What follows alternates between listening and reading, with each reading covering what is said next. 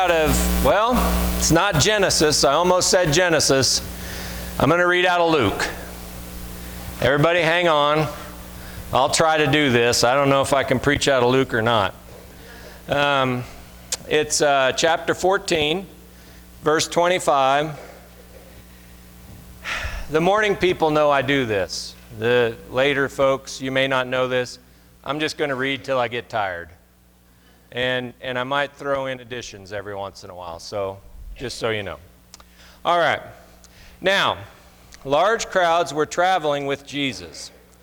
And he turned to them and said, "Whoever comes to me and does not hate father and mother, wife and children, brother and sister, yes, and even life itself, cannot be my disciple. Whoever does not carry the cross and follow me cannot be my disciple. For which of you, intending to build a tower, does not first set down and estimate the cost, to see whether he has enough money to complete it? Otherwise he'll lay the foundation and he won't be able to finish it, and all who saw him begin will ridicule him, saying, 'This fellow began to build and he's not able to finish.' Or what king, going out to wage war against another king, would not set down first and consider whether he has the ability with 10,000 men to oppose one who comes against him with 20? If he cannot, then, while the other is still far away, he sends a delegation and asks for peace. So therefore none of you can become my disciple if you do not give up all your possessions." The word of the Lord for the people of God. Oh, I better keep this because there's a couple words I want to use in here. When I preach out of the New Testament, I'm always going to say Greek words. Just hang with me. Sometimes it matters, sometimes it doesn't. And so today, though, I have one word that really sticks on me. And that's the word right there at the beginning of the passage, where Jesus says we must hate in order to be his disciple. And so, of course, I had to look in the Greek to see what that hate word. And luckily it's not orga, it's missio. Missio. Now, if you listen really hard, you know that missio probably turned into a Latin word for mission. Mission. And what Jesus is saying in this is that if you want to follow me, you will have choices on whether you wish to continue or whether you want to stop. And don't start this if you're not willing to follow all the way. Because if this is your mission, it takes precedent over all else. That's a radical teaching. But when you hear later in there, he talks about if you don't do this, then you have no dunamis. Dunamis simply means power. If you can't choose to make this your mission, you might be able to say I'm a Christian, you might be able to act like a Christian, but the obvious answer to it all is, at the end of the day, you won't have the power and the ability to do this, and you will fail. And so we have to count the cost, all right, in every decision we make. Now, it's clear to me from reading the passage, and I just want to make it clear to you, that Jesus does not say, you got to hate dad, and you got to hate mom, and you got to hate well, this would be easier, your brothers, and your sisters, and your family. He does not say that. What he says is, there will come a time in life where you might have to choose. And folks, you need to know that answer before it hits. Before it hits. Because in the moment of emotionalism, in the moment of anxiety, in the moment of just, you got to make a quick decision, you may make the wrong decision. And you'll have done it for the best of intentions and trying for the best of ways, but at the end of the day was you failed your mission to put Christ primary. Now that's not easy, and it's a real challenge. And it requires a sober mind and a solid commitment.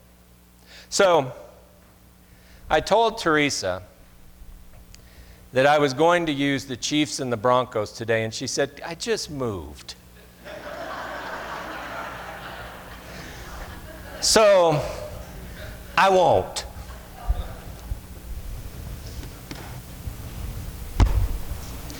You see, I can choose to put on this Kansas State Wildcat hat. Isn't it a beautiful shade of purple? Doesn't it, yeah, you be quiet over there. Doesn't it have a wonderful Power Cat logo on it? And didn't they just win yesterday? 52-0. And they're 2-0. No, not yet. No, wait. This is Kansas State. 52-0. I mean, who wouldn't want to jump on that bandwagon, right? I mean, that's a great thing. And so I'm thinking maybe I should put this hat on. But I can't. I grew up 20 miles from this stadium. Did you know that? 20 miles. I've been in that stadium to watch football games. I mean, I know the players. I know the coaches. I know the slogan that they have now. Do you know their slogan? I'll tell you. But you got to root for KU. Huh? I'll tell you anyway. Their slogan, they even have a cooler slogan. Their slogan is, win the dang day.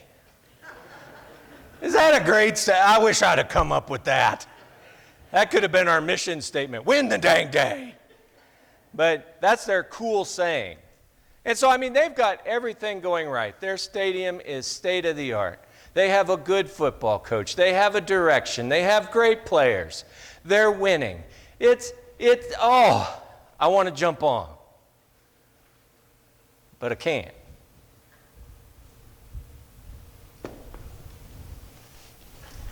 Because I root for this team. That just got beat yesterday by a team who had never beat a Power 5 school before. I mean, ever. They're like one of them crazy directional schools. They're coastal Carolina. We couldn't even lose to North Carolina. We had to go find some weaker, smaller, tinier school to get beat up by. And if you've ever been to their stadium, it's all hard benches. They don't have the nice reclining bucket seats. I mean, sure, they got some in the end zone, but the team never gets there, so what's the point of buying them? I mean, to lose to Coastal Carolina, this is hard to put this hat on. Isn't it? Well, I'm going to. And I'll tell you why.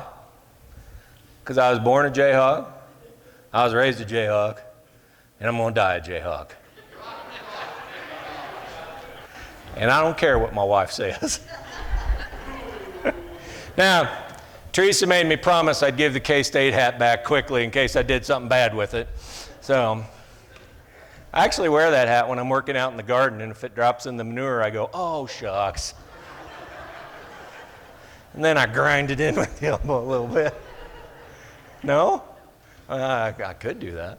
And so you saw from that illustration, it's silly. But there's a point. Is being a Christian always easy? No, it isn't. If it was, if we could win the day, every day, 52-0, Who wouldn't be a Christian, right? I mean, who wouldn't want to jump on that bandwagon? Who wouldn't want to join that? You know, as Damien's song was saying, that beautiful long black train looks pretty doggone good. Let's get on. And yet, if we don't stand with our mission, stay with where we've been called, we will not have the ability to cross the gates of heaven. We will have lost our place. Christianity sometimes is tough to do. And the teachings of Christ don't make it any easier sometimes. I mean, seriously, if somebody comes up to you, not that that would happen today, of course, and gloats over the fact that your team lost to Coastal Carolina, am I supposed to say, well, God bless you, Jesus loves you? Well, Jesus might say yes. He might say, you need to show love and forgiveness and grace because, my friend, you've been shown love and forgiveness and grace. And you may get picked on because you're wearing your Christian hat in the workplace, in the community, at Walmart. One of the hardest things to hear sometimes is if you say no to somebody and they say, well, I thought you were a Christian. Ouch. Ouch. Now they're doing it because they're mad and they're hurt and they're desperate, and we could go down the line with that. But that's a hard thing to handle. And so it'd be easy to take the hat off and say, no, I root for all my team. And whatever's best for me is what I'll follow. But again, to try and do that, you will not have the dunamis to get through the gates of heaven. Because the only way to get through the gates of heaven is for those gates to roll back. And friends, you do not have the power yourself within your body. This whole congregation doesn't have the power within the congregation. The whole world itself does not have the power to go up to those gates and pull them open. They don't. You don't. But one does. And the good news is it's because he's pushing. Because he's in. And Jesus Christ will push those gates open. Because he will recognize what hat you have been wearing. And if you've had the right hat and you've worn it faithfully, nothing can separate you from the love of God. Have faith in this. Feel the hope of this. In the midst of some of your toughest days, in the middle of some of your darkest hours, know that God loves you, that he's fighting for you, that he sees what hat you're wearing, and he will honor that. What a blessing from God. What a blessing. So, with that, we come to a place where we can truly see, talking about hats, Jesus in a moment. What hat would he wear? He was in the Garden of Gethsemane. Isn't it interesting? Jesus was in a garden for his biggest temptation. Adam and Eve's big temptation was in a garden too, wasn't it? Adam and Eve wore the wrong hat. And Jesus in that garden prays. And he says, God, this is a paraphrase, if you'll let me change hats, I'd like to do that. I'm not talking renounce Christianity. I'm talking, let me pass on this one. I know your will. Let me pass. But he doesn't stop there, does he? Because then he says, but your will, not mine, be done. And in that moment, Jesus gained the ability to push the gates open for you.